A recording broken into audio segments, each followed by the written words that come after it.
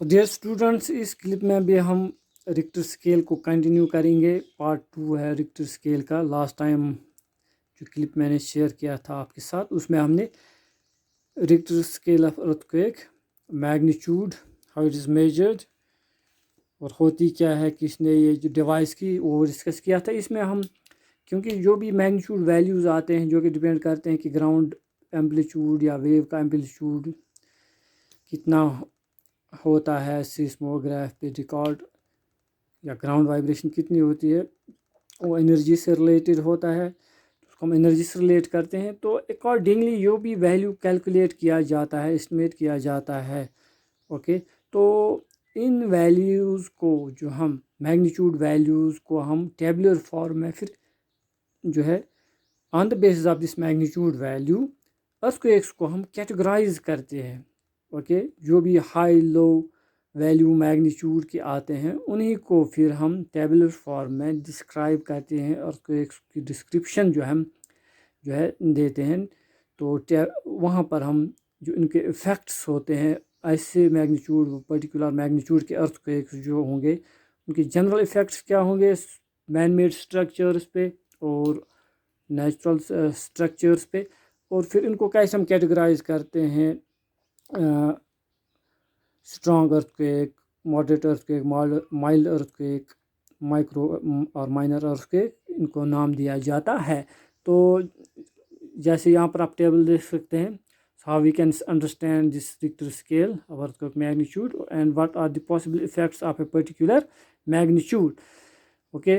this first column ये magnitude depict करता है, उसकी डिस्क्रिप्शन जो है डिस्क्रिप्टिव टर्म है, ये मान लीजिए अभी this is sort of adjective term कि हमें डिपिक्ट करता है कि अर्थक्वेक का जो पर्टिकुलर जो मैग्नीट्यूड है वो स्ट्रॉन्ग है, माइनर है, कैटास्ट्रॉफिक है, ग्रेट अर्थक्वेक है, और उसके इफ़ेक्ट्स क्या होंगे फिर उस अर्थक्वेक के। जनरली जो भी एक या दो उससे कम जो मैग्नीट्यूड वाले अर्थक्वेक रिकॉर्ड होते हैं सिस्मोग्राफ की मदद से, फिर जो कैलकुलेट होता है उनका वैल्यू, तो उन ऐसे अर्थक्वेक्स को हम माइक्रो अर्थक्वेक्स कहते हैं, क्योंकि ये अर्थक्वेक्स बिल्कुल इंसान फील नहीं करता है, ओके। इंसान जो है इसको फील नहीं कर पाते, एक्सपीरियंस नहीं करते, खाली ये सेंसिटिव इंस्ट्रूमेंट्स की मदद से डिटेक्ट होते हैं, वही रिकॉर्ड कर पाते हैं इसको सिस्मोमीटर्स जो सिस्मोग्राफ के साथ लगे होते हैं। तो दे रिकॉर्ड दीज वाइब्रेशंस। इस वक्त भी अगर हम बात करेंगे तो across the globe thousands of micro जो वाइब्रेशंस या सिस्मिक वेव्स पास होंगे अर्थक्वेक्स, माइक्रो अर्थक्वेक्स की वजह से, जो कि इंसान को चाहे वो बैठा हुआ हो, चाहे वो चल रहा हो, दौड़ रहा हो, या किसी ग्राउंड फ्लोर में अपर फ्लोर में बैठो, उनको पता ही नहीं चलता है कि जो है शेक जो वाइब्रेशन जो आई है, अर्थक्वेक आया है। तो ऐसे अर्थक्वेक्स को माइक्रो अर्थक्वेक्स कहते हैं। तो नेक्स्ट इज जिन अर्थक्वेक्स का मैग्नीट्यूड 2 और 2 से 3 के दरमियान होता है या 2.0 to 2.9 होता है, तो उनको माइनर कहते हैं। ये अर्थक्वेक्स भी बिल्कुल इससे कोई डैमेज डिस्ट्रक्शन नहीं होता है। कुछ लोग इसको फील करते हैं, एक्सपीरियंस करते हैं, उनकी परसेप्शन में ये रिकॉर्ड हो जाता है, तो फील करते हैं, लेकिन मोस्टली जो है उनको पता ही नहीं चलता है। फॉर एग्जांपल अगर हम अपर स्टोरी में बैठे हों तो मामूली कुछ वाइब्रेशन होती है, शेकिंग होती है, तो जो अपर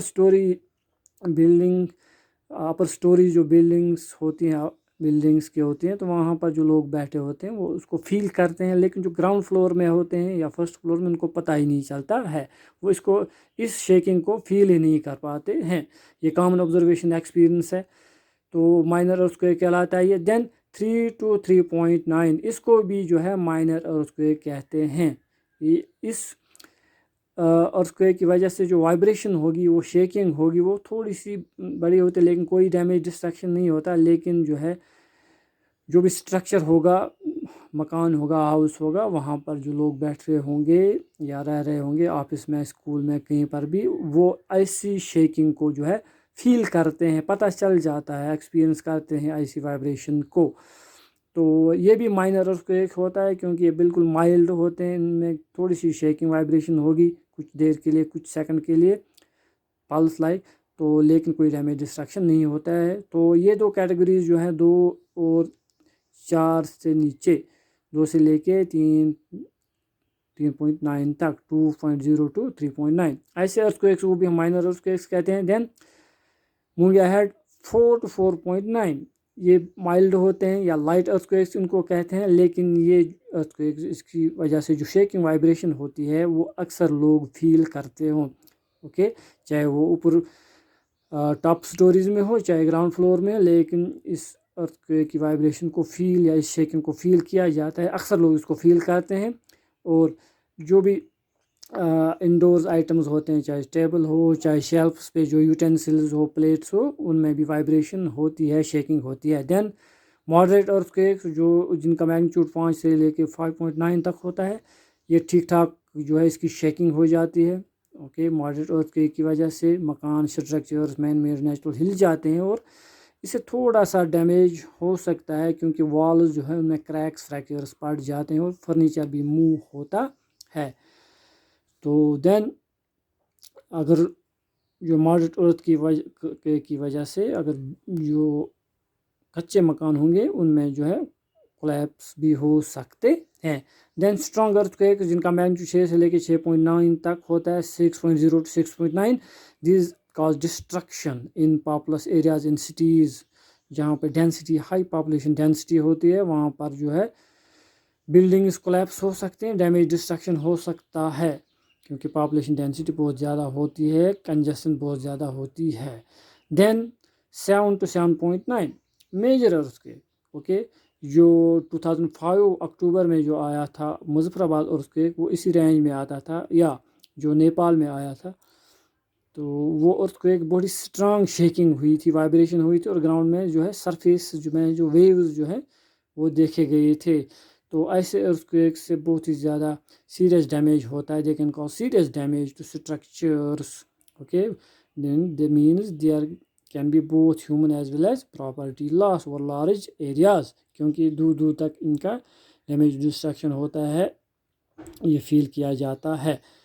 देन 8 to 8.9, ये अर्थक्वेक्स बहुत ही रेयर होते हैं, कम होते हैं. ये 100 साल में एक बार हो सकता है, 50 साल में एक बार हो सकता है. इनकी ड्यूरेशन बहुत मीन्स फ्रीक्वेंसी बहुत कम होती है. इनको कैटास्ट्रॉफिक या ग्रेट अर्थक्वेक्स हम कैटेगराइज करते हैं.